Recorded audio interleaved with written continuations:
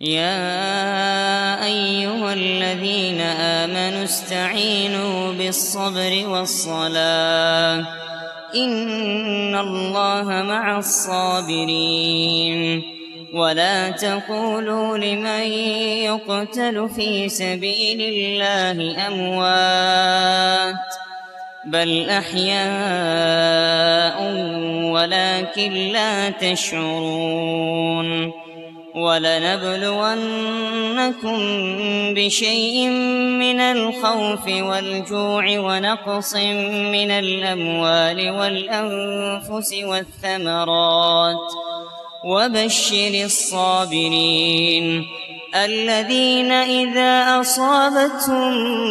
مصيبة قالوا إنا لله وإنا إليه راجعون أولئك عليهم صلوات من ربهم ورحمة وأولئك هم المهتدون إن الصفا والمروة من شعائر الله فمن حج البيت أو اعتمر فلا جناح عليه أن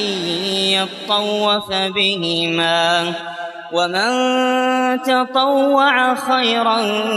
فإن الله شاكر عليم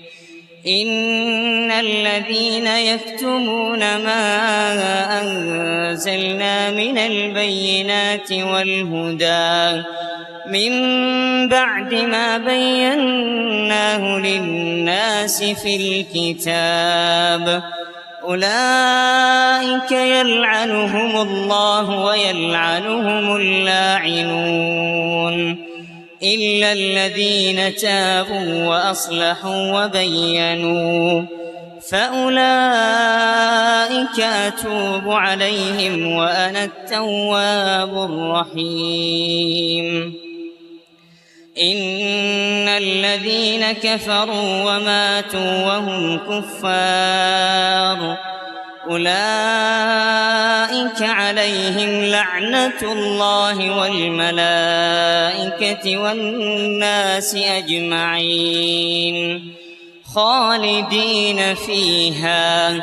لا يخفف عنهم العذاب ولا هم ينظرون وإلهكم إله واحد لا إله إلا هو الرحمن الرحيم